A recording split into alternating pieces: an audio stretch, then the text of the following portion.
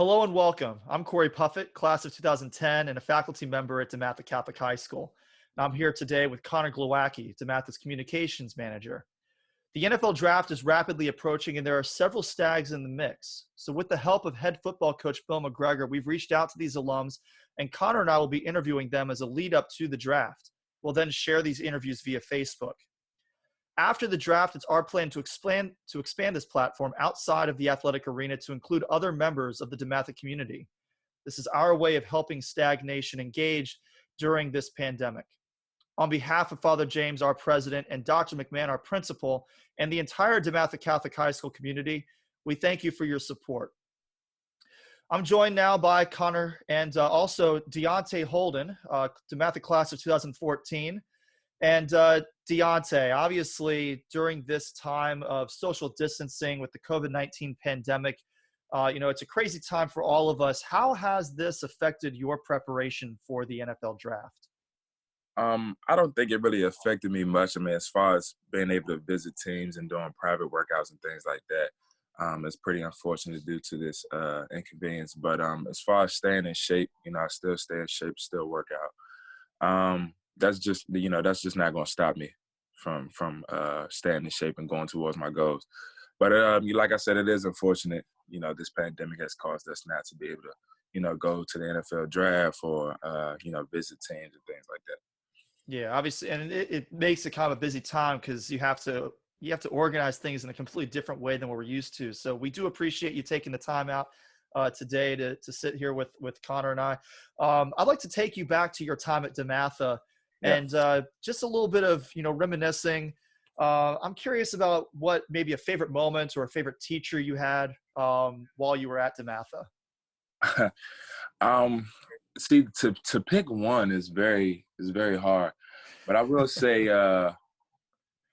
James O'Connor, Mr. OC, was one of my favorite teachers, and Dr. McMahon, definitely one of my favorite teachers. So I give it to them. We definitely had great memories. At least Mr. OC did. Whether it was just talking about Spanish or talking about sports, what the soccer team did or what the football team did and stuff like that, or just talking about life in general.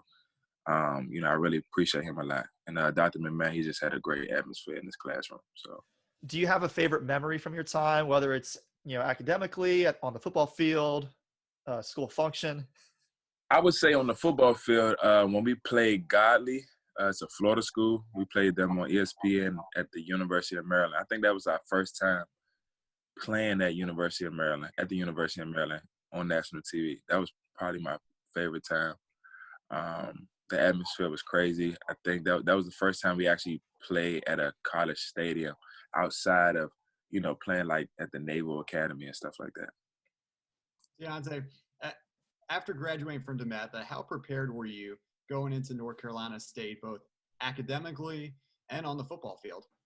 I would say I was very prepared, and I really appreciate DeMatha a lot for what they did for us academically and athletically. Academically, I was fortunate enough to already get into my my undergrad program, which was business management.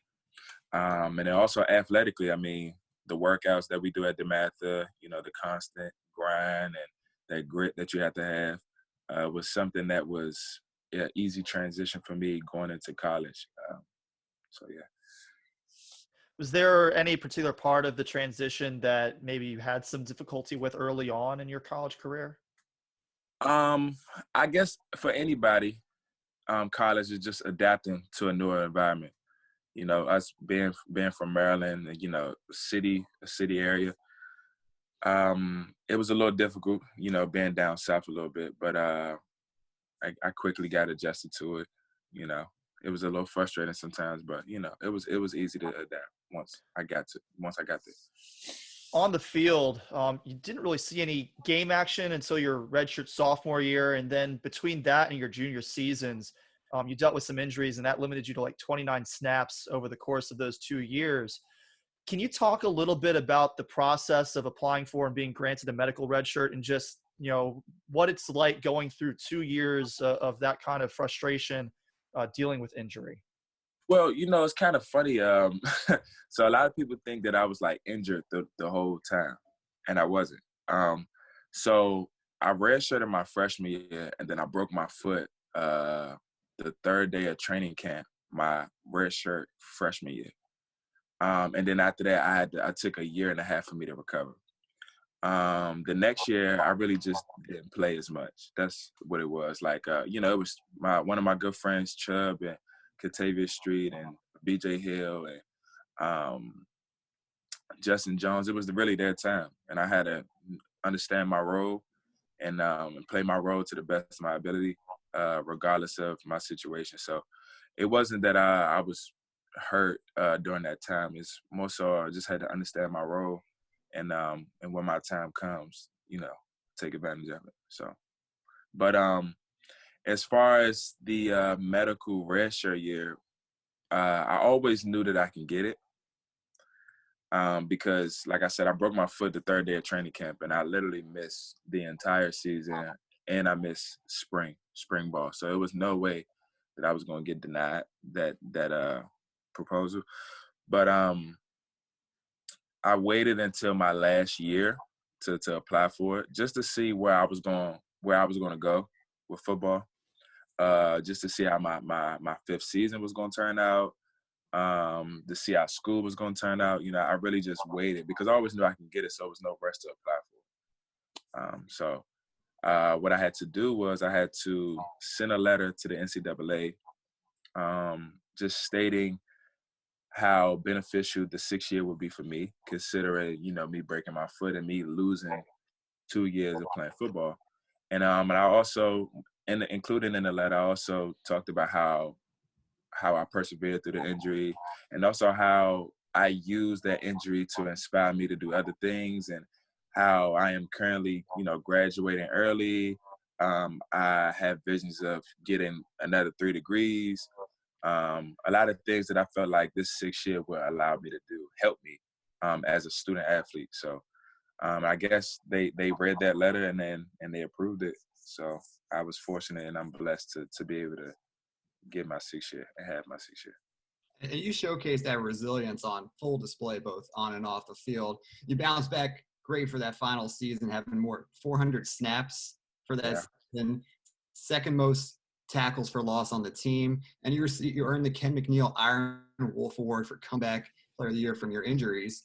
Was there anything besides, obviously, the health concern that you felt different and the additional playing time? But was there anything else that stood out to you? Was there anything that stood out to me in regards to playing the game? Yeah. I can't hear you. Was breaking up. Yeah, Connor, you're kind of breaking up just a little bit. So I think what Connor was asking was, other than just staying healthy, was there anything else that felt really different for you about your senior season? I guess it was just more so just taking care of my body and really getting it towards the mental part of the game. Connected with my coach. I had a new defensive line coach, Kevin Patrick, and we would always meet up with each other and watching just the simplest things that can help me be a better player. So I guess you could say it's just more so the IQ of the game. Really studied that a lot, and then also just taking care of my body, the prehab and the rehab. That is very essential, especially when you're an older guy. You got to take care of your body before you get on the field and after you get off the field, and then also the things that you put into your body as well. So. And you did see some game action as a graduate student this past fall, but you also got to spend a semester in Paris as part of your dual master's program. Can you talk a little bit about that experience? It was a great experience. And the one thing I love the most about it, it allowed me to see things outside of the box and really adapt to a totally different environment. And really just remain humble and understand, not trying to bring myself into their culture, but just understand their culture, understand, why they do the things they do, or, why the system is set up the way it is, in other regions. It was a great feeling. I got to create a lot of relationships with some of my friends that still live out there. So it was a great experience. I also was able to visit other areas, like Dubai, Barcelona, Rome, where else was I at? Morocco, Nice, and London. So, I definitely took advantage of that study abroad. I was like, Deonte, you impressed scouts at the NFLPA Collegiate Bowl, which we see you repping the shirt over there. Yeah. That helped you put you in the mix for the NFL draft. How excited were you to be invited to that All-Star game, and what was the experience like? Oh man, first of all, when I got invited, I was shocked. I was like, wow, I got invited. That's what's up. This is another opportunity for me to, showcase my talent on the field. I was a little bit sad how the season turned out for the team this past year. But me being able to get another shot, I was so fortunate. And I told myself when I got there, like, they gonna feel me, like they gonna have to, And I had blisters under my feet. I swear on everything. I had blisters on my arches, bleeding and everything, and I was still running out there. I was like, they gonna have to like know who I am, because I done did all of this stuff in college for 6 years, and like this is my time, and I have to like take advantage of that moment. Still work hard, be humble, make great relationships, give everybody respect, but also understand that you here to do a job. This is business. Yes, it's an all-star game, but this ain't a joke. This is a way that you can make a way for yourself. So I definitely took full advantage of it. I mean, I'm talking trying to get on every special teams, trying to play every down that I can at defensive end. Just showing that I could be a team player. No matter where they put me, I'm gonna give it all I got, and I'm gonna do it the best way I can. Say it again. It sounds like you really took advantage. Full head experience. Yeah. So DeMatha has a really rich history. I mean, we got on almost any position on the football field, you can point to somebody who has played at the NFL level and represented DeMatha. And at defensive end, that guy is Cameron Wake. Even though he was a linebacker going into the NFL, he made that switch to defensive end up in the CFL, came back to the NFL and recorded over 100 career tackles, 5-time Pro Bowler. Have you gotten a chance to talk with Cameron Wake or any other current or former NFL players? Actually, I haven't got a chance to talk to Cam Wake. I wish I could. Maybe later on in the process, I'll probably be able to talk to him. I'm just going to keep my hopes high. I've talked to Rodney McLeod. I've talked to him. He didn't get drafted, but he came in as a free agent. He's still playing in the league for quite a long time. So haven't really talked to him about the draft process, but just more so I'm working out, I'm grinding. I see you at the top. So it's a great feeling to be able to speak to some of those guys that played in the league. Also talk to Juwan Bentley. He's in the league right now for the Patriots. Yep. So, we all talk to each other. We all keep updates with each other. So it's nice. It's a good feeling. And also sometimes I talk to through Instagram, I talked to Orlando Brown. He went to DeMatha for a couple of years, and then, he had to leave. But talked to him as well. I remember when we was younger, and before he left, we was going against each other all the time doing one-on-ones. He said, man, I'm going to see you, like, at the top. And I said, all right, I'm going to see you too. You know what I'm saying? Our paths were just different. And that's completely understandable, What would it mean to have your name added to that legacy of all those guys and more who have gone on from DeMatha to play professionally in the NFL? Oh, man, it would be an honor to be a part of that, to be able to walk into the weight room and see my face and my name like on that wall. It's a blessing. I always imagine my name being up there along with other great players. So I will really, really appreciate it, and I'm just going to keep grinding until I'm able to get it. So. And next week's draft is littered with stags. You got yourself, Chase Young, Anthony McFarland, DeAndre Kelly, Tino Ellis. Have you all gotten a chance to talk with one another about especially this unique draft experience this year? Yeah, I talked to Chase. I seen Chase last week, and we're all excited about it. We all can't wait. Chase, he's pretty excited as well. He works extremely hard to get where he's at right now. I'm extremely proud of him. So yeah, we're all excited about this whole process, and we just want to see it all come full circle. And we gotta wait a couple more days to see that. So obviously we've got a lot of Stags, current Stags in our community who are probably going to watch, these interviews. And, if you were to come back and address our student body, talk to the freshmen who are just starting their high school journey, seniors who are about to head off to college, what sort of advice would you give those guys? Oh man, it's a lot. For freshmen that's going into DeMatha, I would say just make sure your grades right. Make sure your grades are good. Respect is very key.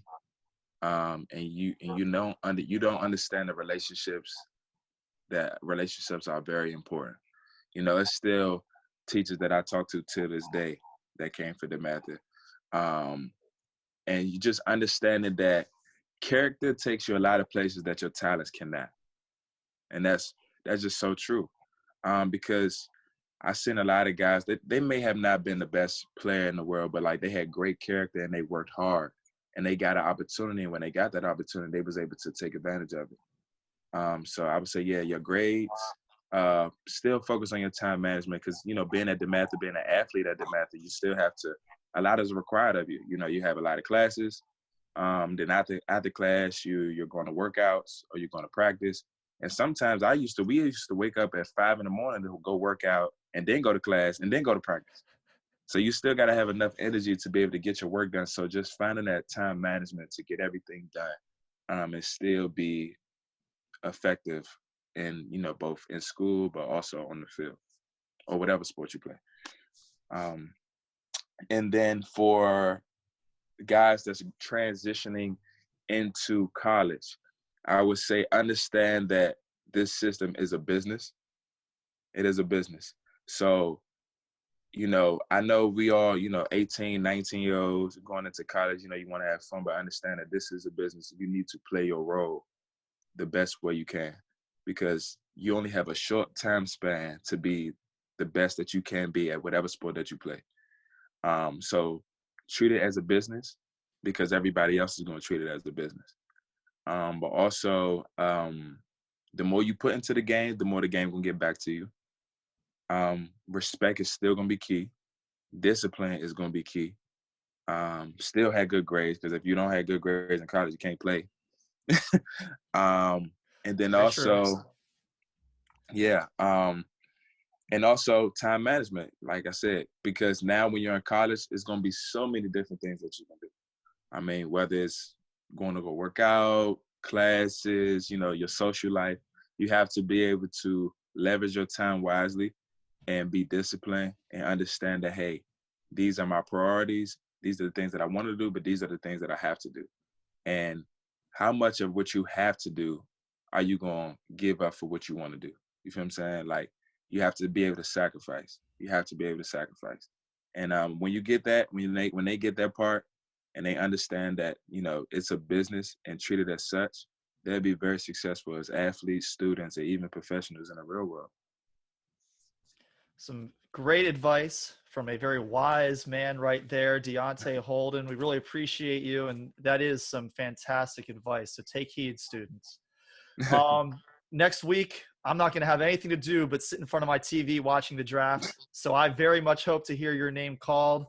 We wish you the best of luck through that. And we really appreciate you taking the time to meet with us today.